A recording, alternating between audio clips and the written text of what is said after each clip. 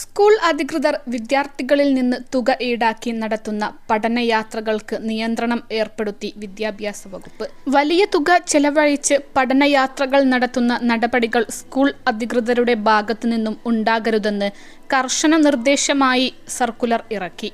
മലപ്പുറം വിദ്യാഭ്യാസ ഉപഡയറക്ടർ കെ.പി. രമേഷ് കുമാറിൻ്റേതാണ് നടപടി.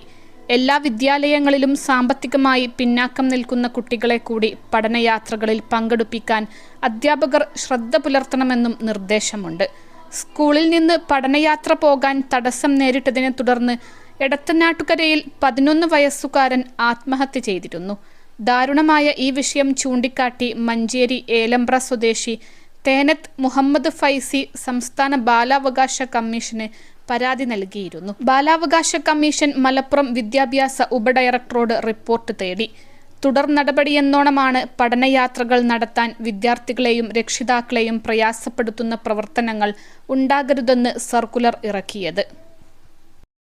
+2 ഡിഗ്രി കഴിഞ്ഞവർക്ക് വേൾഡ്സ് ഫസ്റ്റ് AR/VR ക്ലാസ് റൂമിലൂടെ സ്മാർട്ട് ഫോൺ എഞ്ചിനീയർ ആവാം. കൂടുതൽ അറിയാൻ വിളിക്കൂ ബ്രിഡ്കോ ആൻഡ് ബ്രിഡ്കോ. ഉപജില്ലാ വിദ്യാഭ്യാസ ഓഫീസർമാർക്കും പ്രധാനാധ്യാപകർക്കും നിർദ്ദേശം കൈമാറി.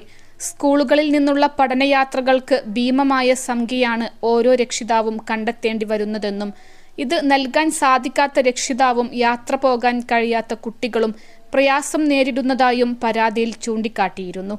വിദ്യാഭ്യാസ ഉപഡയറക്ടറുടെ നിർദ്ദേശം നിലവിൽ മലപ്പുറം ജില്ലയിലെ വിദ്യാലയങ്ങൾക്ക് മാത്രമേ ബാധകമാകൂവെങ്കിലും സംസ്ഥാനത്ത് ഇത് സംബന്ധിച്ച് പൊതുവിദ്യാഭ്യാസ വകുപ്പ് ഉത്തരവ് ഇറക്കാനുള്ള സാധ്യത തള്ളിക്കളയാനാവില്ല.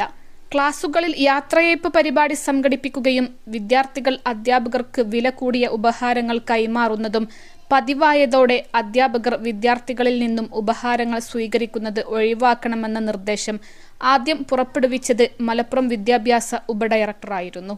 വിഷയം ചർച്ചയായതോടെ മറ്റു ജില്ലകളിലും ഈ നിർദ്ദേശം നടപ്പാക്കണമെന്ന ആവശ്യം ഉയർന്നു. പിന്നീട് വിലപിടിപ്പുള്ളതോ അല്ലാത്തതോ ആയ സമ്മാനങ്ങൾ സ്വീകരിക്കാൻ പാടില്ലെന്ന് പൊതുവിദ്യാഭ്യാസ വകുപ്പ് ഡയറക്ടർ ഉത്തരവിറക്കിയിരുന്നു.